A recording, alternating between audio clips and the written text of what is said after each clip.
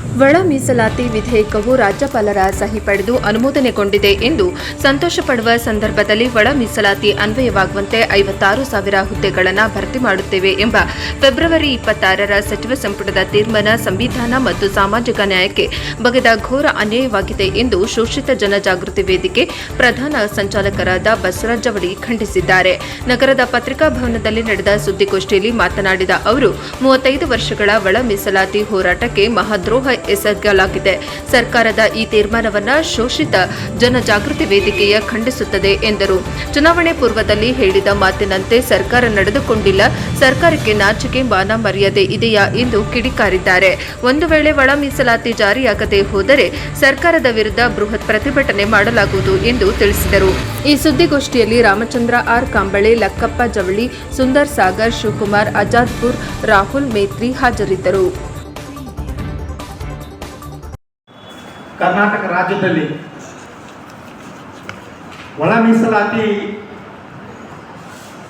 ಜಾರಿಗಾಗಿ ಏನು ರಾಜ್ಯ ಸರ್ಕಾರ ಮಸೂದೆಯನ್ನು ರಾಜ್ಯಭವನಕ್ಕೆ ಕಳಿಸ್ತು, ಮತ್ತು ಕೆಲವು ದಿನಗಳಲ್ಲಿನೇ ರಾಜ್ಯಪಾಲರು ಅದಕ್ಕೆ ಅಂಕಿತವನ್ನು ಹಾಕಿ ಸರ್ಕಾರಕ್ಕೆ ಮಸೂದೆ ಕೂಡ ಕಳಿಸಿದ್ದು ಕೂಡ ಆಯಿತು. ನಾವೆಲ್ಲ ಭಾಳ ಸಂಭ್ರಮದಲ್ಲಿದ್ದೀವಿ. ಸರ್ಕಾರ ರಾಜ್ಯಭವನ ಕಳಿಸ್ತು, ರಾಜ್ಯಪಾಲರು ಅದಕ್ಕೆ ಸಹಿ ಹಾಕಿದ್ರು, ಇನ್ನೇನು ಕರ್ನಾಟಕದ ರಾಜ್ಯದಲ್ಲಿ ಒಳ ಮೀಸಲಾತಿ ಜಾರಿ ಆಯಿತು, ಸಂಭ್ರಮ ಆಚರಿಸೋಣ ಅನ್ನುವಂಥ ಒಂದು ಸಂತೋಷದಲ್ಲಿರುವ ಸಂದರ್ಭದಲ್ಲಿನೇ ಫೆಬ್ರವರಿ 26ನೇ ತಾರೀಕು ಕರ್ನಾಟಕ ರಾಜ್ಯ ಸರ್ಕಾರ ಸಚಿವ ಸಂಪುಟದಲ್ಲಿ ಒಂದು ತೀರ್ಮಾನವನ್ನು ಮಾಡಿತು.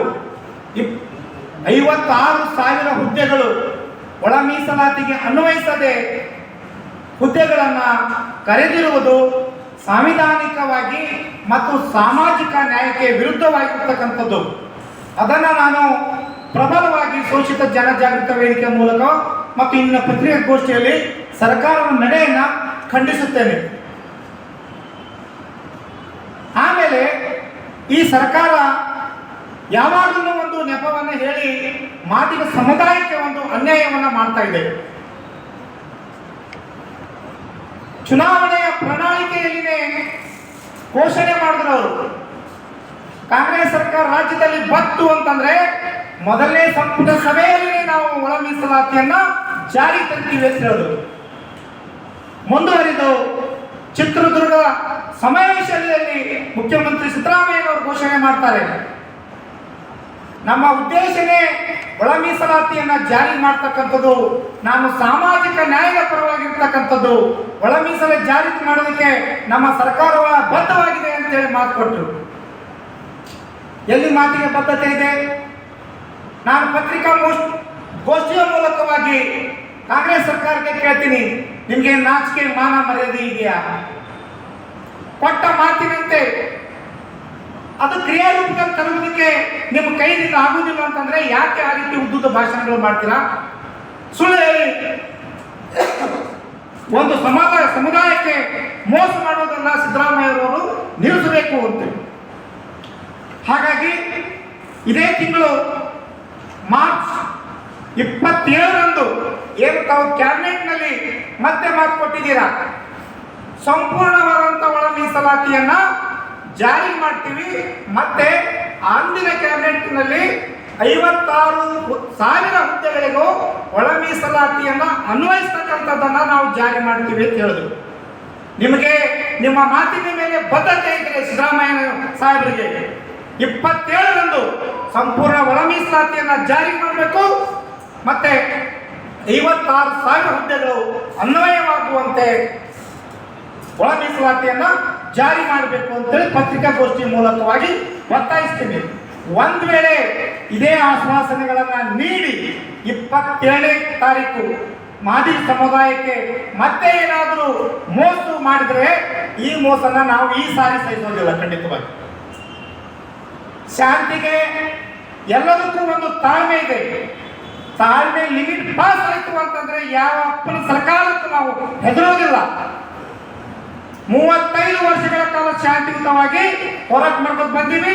27ನೇ ತಾರೀಕು ಯಾವುದೇ ಕಾರಣಕ್ಕೆ ಮಾದಿಗ ಸಮುದಾಯಕ್ಕೆ ಕಾಂಗ್ರೆಸ್ ಸರ್ಕಾರ ಮೋಸ ಮಾಡಿದ್ರೆ ಈ ಅನ್ಯಾಯವನ್ನ ನಮ್ಮ ಜನಾಂಗದ ಎದುರುಗಡೆ ಕರ್ಕೊಂಡು ನಾನು ಇದನ್ನು ತೆಗೆದುಕೊಂಡು ಹೋಗ್ತೀನಿ. ಪ್ರತಿ ಮನೆಯಲ್ಲಿರ್ತಕ್ಕಂಥ ನಮ್ಮ ಜನರನ್ನು ಜಾಗೃತಗೊಳಿಸ್ತೀನಿ. ಸಿದ್ದರಾಮಯ್ಯನವರಿಗೆ ಈ ಸರ್ಕಾರಕ್ಕೆ ಮುಂದಿನ ದಿನಗಳಲ್ಲಿ ರಾಜ್ಯದಲ್ಲಿ ಸರ್ಕಾರ ಇರಲಾರದಂತೆ ಮಾಡ್ತೀವಿ. ನಮ್ಮ ಸಮುದಾಯ ಹಿಂದೆಯೂ ಕೂಡ ಮಾನ್ಯ ಮುಖ್ಯಮಂತ್ರಿಗಳು ಒಂದು ಘಟನೆಯನ್ನ ನೆನಪು ಮಾಡ್ಕೋಬೇಕು. ತಾವು ಡೆಲ್ಲಿಗೆ ಹೋಗೋ ಸಂದರ್ಭದಲ್ಲಿ ಡೆಲ್ಲಿಯಲ್ಲಿ ಪತ್ರಿಕಾ ಮಾಧ್ಯಮ ಟಿವಿ ಮಾಧ್ಯಮದವರೆಲ್ಲ ಕೇಳಿದ್ರು, ಏನ್ರಿ ಸಿದ್ದರಾಮಯ್ಯನವರೇ, ಕಾಂಗ್ರೆಸ್ ಸರ್ಕಾರ ಇಷ್ಟೊಂದು ಹೀನಾಯವಾಗಿ ರಾಜ್ಯದಲ್ಲಿ ಸೋತಿದೆ, ಇದಕ್ಕೆ ಸ್ವತಂತ್ರ ಲಿಂಗಾಯತ ಧರ್ಮ ಕಾರಣ ಅಂತೇಳಿ. ಅದಕ್ಕೆ ಸಿದ್ದರಾಮಯ್ಯ ಸಾಹೇಬ್ ಹೇಳ್ತಾರೆ, ಇಲ್ಲ ಇಲ್ಲ ಹಾಗೇನಿಲ್ಲ, ಎಜೆ ಸದಾಶಿವ ಆಯೋಗ ಜಾರಿಗೆ ಮಾಡದೇ ಇರುವ ಕಾರಣಕ್ಕಾಗಿ ಕಾಂಗ್ರೆಸ್ ಸರ್ಕಾರಕ್ಕೆ ಸೋಲಾಯಿತು ಅಂತ ಹೇಳ್ತಾರೆ. ಅದು ಮತ್ತೆ ಮರುಕಳಿಸಬಾರ್ದು. ನಮಗಾದಂತ ಅನ್ಯಾಯವನ್ನು ಜನರ ಬಳಿಗೆ ಒಯ್ದ ಅಂತಂದ್ರೆ ತಮಗೇನು ಹಿಂದಿನ ಘಟನೆ ಆಗಿತ್ತೋ ಅದೇ ಪರಿಸ್ಥಿತಿ ಮುಂದೆ ನಾವು ಮಾಡ್ತೀವಿ ಅನ್ನುವಂಥ ಎಚ್ಚರಿಕೆಯನ್ನು ನಾವು ಕೊಡ್ತಾ ಇದ್ದೀವಿ.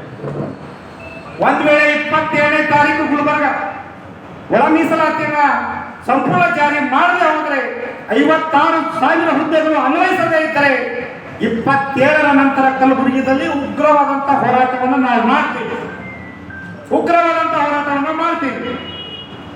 ಆ ಹೋರಾಟದಲ್ಲಿ ಮಾದಿಗ ಸಮುದಾಯದ ಹೋರಾಟಗಾರರ ಪ್ರಾಣಕ್ಕೆ, ಸರ್ಕಾರದ ಆಸ್ತಿ ಪಾಸ್ತಿಗಳಿಗೆ, ಸಾರ್ವಜನಿಕರಿಗೆ ತೊಂದರೆ ಆದರೆ ಈ ರಾಜ್ಯ ಸರ್ಕಾರವೇ ಹೊಣೆ ಅನ್ನುವಂಥ ಮಾತನ್ನ ಈ ಸಂದರ್ಭದಲ್ಲಿ ಹೇಳಲು ಬಯಸುತ್ತಿದ್ದೇವೆ. ಹಾಗಾಗಿ ನಮಗೇನಿದೇನು ಹೊಸದಲ್ಲ, ಇತಿಹಾಸವನ್ನು ಅರ್ಥ ಮಾಡ್ಕೊಂಡವರು, ತಿಳ್ಕೊಂಡವ್ರು ನಾವೆಲ್ಲ. ಭಾರತ ದೇಶಕ್ಕೆ ಸ್ವತಂತ್ರ ಸಿಗಬೇಕಾದ್ರೆ ಏನು ಬರೀ ಶಾಂತಿ ಮೂಲಕವಾಗಿ ಸಿಗಲಿಲ್ಲ, ಎಷ್ಟೋ ಪ್ರಾಣ ಬಲಿದಾನಗಳ ಮೂಲಕ ಈ ದೇಶಕ್ಕೆ ಸ್ವಾತಂತ್ರ್ಯವನ್ನ ದೊರೆತಿದೆ.